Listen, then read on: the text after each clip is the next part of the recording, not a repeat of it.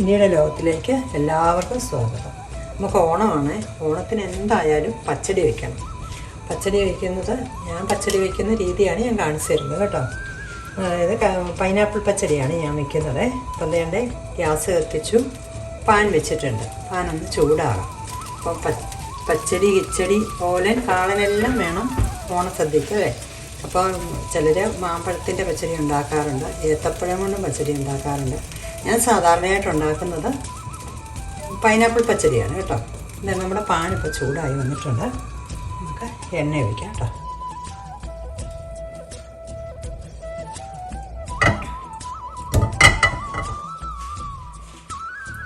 അപ്പം എണ്ണ ഒഴിച്ചു.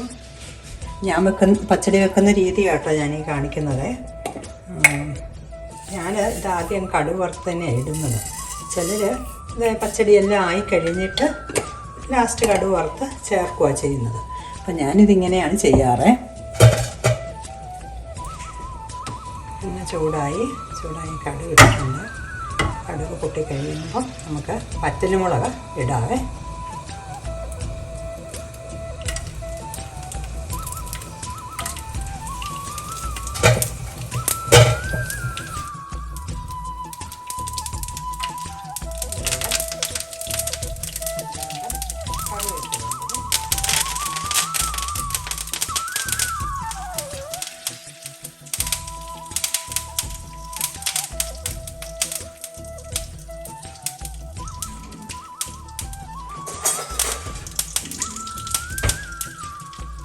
കറിവേപ്പില ഇട്ട് കഴിഞ്ഞിട്ട് നമുക്കത് കൊത്തി എരിഞ്ഞ് വെച്ചിരിക്കുന്ന പൈനാപ്പിളാണ്. കൊത്തി എരിഞ്ഞ് വെച്ചിരിക്കുന്ന പൈനാപ്പിൾ, 2 പച്ചമുളകുണ്ട് പെരുന്തീരൻ ഇട്ട് കൊടുക്കും.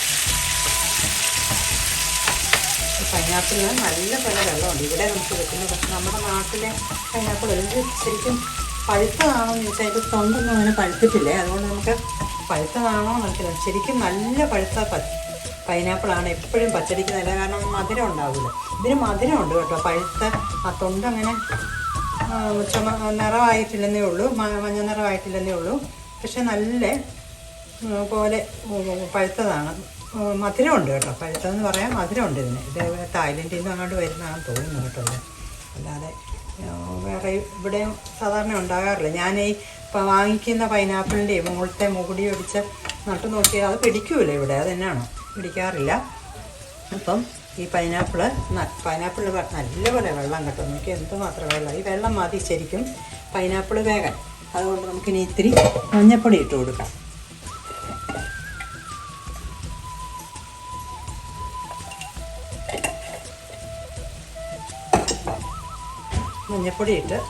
മഞ്ഞൾപ്പൊടി ഒന്ന് ഇതിനോട് കൂടി ചേർത്ത്. ഇനി പച്ചമുളക് ഞാൻ 3 ചേർത്തിട്ടുണ്ട്. എന്നാലും കുറച്ച് മുളക് പൊടിയും കൂടി ഇട്ട് കൊടുക്കാം. ഞാൻ ഈ സ്പൂണളവ് പറയാത്ത, സത്യം പറഞ്ഞാൽ എനിക്ക് സ്പൂണളവ് പറയാൻ അറിയത്തില്ല. ഞാനൊരു കൈ അളവാണ് ചേർക്കാറ്. അതുകൊണ്ടാണ്. അപ്പം കൃത്യം 1 സ്പൂൺ 2 സ്പൂൺ എന്ന് പറയാൻ എനിക്ക് അറിഞ്ഞുകൂടാ കേട്ടോ. അതുകൊണ്ടാണ് ഞാനങ്ങനെ 2 സ്പൂൺ 3 സ്പൂൺ ഞാൻ മുളക് പൊടി ഇട്ടുണ്ട് കേട്ടോ. മുളക് പൊടി ഇട്ട് ഇളക്കിയിട്ട് ശകലം ഉപ്പും കൂടെ ഇട്ടേക്കാം. ശകലമല്ല, ആവശ്യത്തിന് വേണ്ടുന്ന ഉപ്പ് ഇടുന്നു. ഉപ്പ് ഇട്ട് നല്ലപോലെ നമുക്കൊന്ന് ഇളക്കിയിട്ട് ഇനി എന്നാ ചെയ്യുന്നതെന്ന് വെച്ചാൽ കുറച്ച് ഇതിന് വേവുണ്ടല്ലോ. എന്നാണല്ലോ കൈതച്ചക്കയ്ക്ക് ശകലം വേവുണ്ട്. ഇതിന് വെള്ളം ഒന്നും ചേർക്കണ്ട. ഈ കൈതച്ചക്കയിൽ നിന്ന് ഇറങ്ങുന്ന വെള്ളം കൊണ്ട് തന്നെ അത് വെന്തോളും. അപ്പം ആ കൈതച്ചക്ക എല്ലാം നല്ലപോലെ മുളകും മഞ്ഞപ്പൊടിയും ഉപ്പും എല്ലാം നല്ലപോലെ ചേരുന്ന പോലെ ആക്കി വെച്ച് ഇത് നമുക്ക് മൂടി വെച്ച് ഈ കൈതച്ചക്ക ഒന്ന് വേകുന്നത് വരെ ഒരു 10 മിനിറ്റ് എടുക്കും കേട്ടോ ഇത് വേവാനായിട്ട്. ആ 10 മിനിറ്റ് നമുക്കിതൊന്ന് വേവിക്കാം. അപ്പം വലിയ തീ വേവിക്കരുത്, തീ മീഡിയം ഫ്ലെയിം ആക്കി വേണം നമ്മൾ വേവിക്കാൻ. അപ്പോൾ ഇതൊന്ന് വേവട്ടെ കേട്ടോ. നമുക്കിനി ഒന്ന് തുറന്ന് നോക്കാം കേട്ടോ. നോക്കി വെള്ളമെല്ലാം വറ്റി കൈതച്ചക്ക വെന്തിട്ടുണ്ട് കേട്ടോ. കൈതച്ചക്കയ്ക്ക് ഒത്തിരി വേവില്ലല്ലോ, എന്നാലും നന്നായിട്ട് വെന്തിട്ടുണ്ട്. കൈതച്ചക്ക നന്നായിട്ട് വെന്തിട്ടുണ്ട്. നല്ലപോലെ ഉടയുന്നുണ്ട്. നല്ലപോലെ വെന്തിട്ടുണ്ട്. ഇനി ഇത് ശർക്കര ഞാൻ ഉരുക്കി വെച്ചിട്ടുണ്ട് കേട്ടോ. ശർക്കരയ്ക്കകത്ത് നന്നായിട്ടിത് വരട്ടിയെടുക്കും. കാരണം മധുര പച്ചടിയാണ്. പച്ചടിക്ക് പ്രധാനമായിട്ടും മധുരമാണ്. അതുകൊണ്ട് ഇത് ശർക്കരയ്ക്കകത്താണ് ഇനി നന്നായിട്ട് നമുക്ക് വരട്ടിയെടുക്കണം. ശർക്കര കിടന്ന് അത് നന്നായിട്ട് വരളണേ. കൈതച്ചക്കയുടെ ആ പച്ചപ്പെല്ലാം പോവും. കൈതച്ചക്കയുടെ ടേസ്റ്റും വെള്ളമയൊക്കെ നല്ലപോലെ മാറി ഇത് വരട്ടിയെടുക്കണം. നമ്മൾ പായസമൊക്കെ വെക്കുമ്പോൾ ശരിക്കും അടയൊക്കെ എത്ര സമയം വരട്ടിയാലാണ് അടയൊന്നും നന്നാവുന്ന ഇതായി കിട്ടുന്നത്. കുറേ സമയം എടുക്കുമല്ലേ. ഇതിന് അത്രയും സമയമൊന്നും വേണ്ട. എങ്കിലും ശർക്കരയിലൊന്ന് വരട്ടുമ്പം ആ കഷ്ണത്തിലെല്ലാം ശർക്കര നന്നായിട്ട് പിടിച്ചു വരും. അതൊക്കെ ശർക്കരയ്ക്കകത്ത് ഇത് നന്നായിട്ട് ശർക്കര കിടന്ന് നിറം തന്നെ മാറിയില്ല. ഇനി നമുക്ക് ഞാൻ തേങ്ങയും ജീരകവും കൂടെ അരച്ച് വെച്ചിട്ടുണ്ട്. നന്നായിട്ടങ്ങ് അരയണ്ട. അങ്ങനെ നമ്മൾ നല്ലപോലെ വെണ്ണം പോലും അരയണ്ട.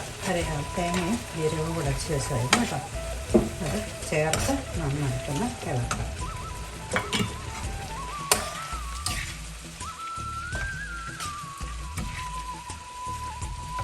പച്ചടി എല്ലാവർക്കും ഇഷ്ടമാണോ എന്ന് തോന്നുന്നില്ല. ചിലർക്കൊന്നും മധുരക്കറിയൊന്നും മധുരപ്പച്ചടി വലിയ ഇഷ്ടമില്ല. സദ്യക്കാണെങ്കിലും ചിലരൊന്നും മധുരപ്പച്ചടി വാങ്ങിക്കുന്ന കാണാറില്ല. പക്ഷേ എനിക്കൊക്കെ ഒത്തിരി ഇഷ്ടമുള്ള കൂട്ടാണ് കേട്ടോ. സദ്യയ്ക്ക് ഞാൻ മധുരപ്പച്ചടി വാങ്ങിക്കാറുണ്ട്. പിന്നെ ചിലർക്ക് പുളിയുള്ളതല്ലേ ഇഷ്ടം, കിച്ചടിയല്ലേ ഇഷ്ടം. പക്ഷേ സദ്യക്ക് ഇതൊരു ഒഴിവാക്കാൻ പറ്റാത്ത ഘടകമാണ് പച്ചടി എന്ന് പറയുന്നത്. അപ്പോൾ ഇനിയും ഈ തേങ്ങ ഒന്ന് ചൂടായാൽ മതി. തേങ്ങ ഒന്ന് ചൂടായി കഴിഞ്ഞ് കഴിഞ്ഞാൽ നമുക്ക് ഇനി ചേർക്കാനുള്ളത് മുന്തിരിങ്ങയാണ്. നമ്മൾ കറുത്ത മുന്തിരിപ്പഴമില്ലേ, മുന്തിരിങ്ങ വാങ്ങിച്ചത് അത് വേണം നമ്മൾ ഇനി ചേർക്കാൻ. മുന്തിരിങ്ങ ഇട്ട് കഴിഞ്ഞ് ഒത്തിരി ചൂടാകണ്ട കേട്ടോ. ഒന്ന് വാടിയാൽ മതിയേ. മുന്തിരിങ്ങ വാടിക്കഴിഞ്ഞ് കഴിഞ്ഞാൽ അന്നേരം നിർത്താം. അല്ലാതെ മുന്തിരിങ്ങ വേകാനൊന്നും നിൽക്കണ്ട. കാരണം ഇതിനൊരു ചൂടുണ്ട്. ഈ ചൂട് കൊണ്ട് തന്നെ മുന്തിരിങ്ങ വാടിക്കോളും. അത്രയും നേരം മതി. അപ്പം നിങ്ങൾക്ക് ഈ റെസിപ്പി ഇങ്ങനെയാണോ നിങ്ങൾ പച്ചടി വെക്കുന്നതെന്ന് എനിക്കറിയത്തില്ല. നിങ്ങളൊക്കെ പച്ചടി എങ്ങനെയാണ് വെക്കുന്നതെന്നൊന്ന് പറയുക. നിങ്ങൾക്ക് ഈ റെസിപ്പി ഇഷ്ടമായെങ്കിൽ എൻ്റെ ചാനൽ സബ്സ്ക്രൈബ് ചെയ്യുകയും ഷെയർ ചെയ്യുകയും നിങ്ങൾക്ക് പുതിയ പുതിയ റെസിപ്പി കിട്ടാൻ വേണ്ടി ആ ബെല്ലൈക്കണൊന്ന് ഞെക്കുകയൊക്കെ ചെയ്യണം കേട്ടോ. അപ്പോൾ എല്ലാവർക്കും ഓണാശംസ. എല്ലാവരും ഈ ഓണത്തിന് ഈ പച്ചടി ഒന്ന് ഉണ്ടാക്കി നോക്കുക. എല്ലാവർക്കും നന്മ വരട്ടെ. എല്ലാവർക്കും നന്മ വരട്ടെ.